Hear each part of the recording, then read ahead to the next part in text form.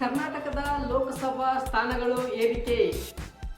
ಕ್ಷೇತ್ರ ಪುನರ್ವಿಂಗಡಣೆಯಿಂದ ಕರ್ನಾಟಕದ ಲೋಕಸಭಾ ಸ್ಥಾನಗಳು ಸಂಖ್ಯೆಯಲ್ಲಿ ಭಾರಿ ಏರಿಕೆಯಾಗುವ ಸಾಧ್ಯತೆ ಇದೆ ಎಂದು ಗೃಹ ಸಚಿವ ಅಮಿತ್ ಶಾ ಅವರು ಹೇಳಿದ್ದಾರೆ. ನಿನ್ನೆ ನಡೆದ ಐಪಿಎಲ್ ಪಂದ್ಯದಲ್ಲಿ ಲಕ್ನೋ ಸೂಪರ್ ಜೈಂಟ್ಸ್ ವಿರುದ್ಧ ರಾಯಲ್ ಚಾಲೆಂಜರ್ಸ್ ಬೆಂಗಳೂರು ತಂಡ 5 ವಿಕೆಟ್ಗಳ ಭರ್ಜರಿ ಜಯ ಸಾಧಿಸಲಾಗಿದೆ.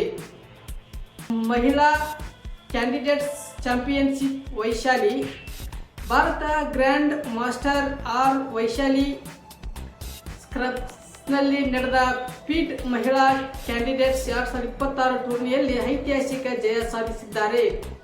ಹಾರ್ಮೋಜ್ ಜಲಸಂಧಿಯ ಮುಕ್ತಗೊಳಿಸಲು ಜಾಗತಿಕ ಪ್ರಯತ್ನ ನಡೀತಾ ಇದೆ.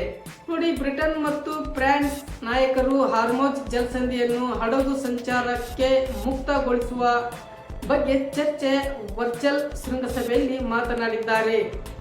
ದೇಶಾದ್ಯಂತ ಹೀಟ್ ವೇವ್ ಎಚ್ಚರಿಕೆ.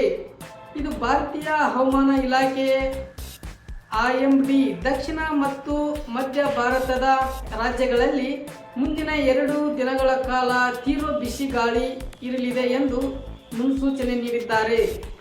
ಮೈನ್ಮಾರ್ನಲ್ಲಿ 4,000 ಕೈದಿಗಳು ಬಿಡುಗಡೆ ಮಾಡಲಾಗಿದೆ. ಮೈನ್ಮಾರ್ ಸರ್ಕಾರವು ತನ್ನ ಹೊಸ ವರ್ಷದ ಪ್ರಯುಕ್ತ ಮತ್ತು ಮಾಜಿ ಅಧ್ಯಕ್ಷ ಸೇರಿದಂತೆ 4,000 ಕೈದಿಗಳನ್ನು ಕ್ಷಮೆದಾನ ನೀಡಿ ಬಿಡುಗಡೆ ಮಾಡಲಾಗಿದೆ ಎಂದು ವರದಿ ನೀಡಿದ್ದಾರೆ.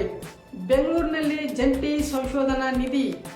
ಇದು ಬೆಂಗಳೂರು IISc ಇದು ಮತ್ತು ಲಿವರ್ಪೂಲ್ ವಿಶ್ವವಿದ್ಯಾಲಯ ಜಂಟಿ ಸಂಶೋಧನಾ ಯೋಜನೆಗಳಿಗಾಗಿ ಹೊಸ ನಿಧಿಯನ್ನು ಸ್ಥಾಪಿಸಿದ್ದಾರೆ.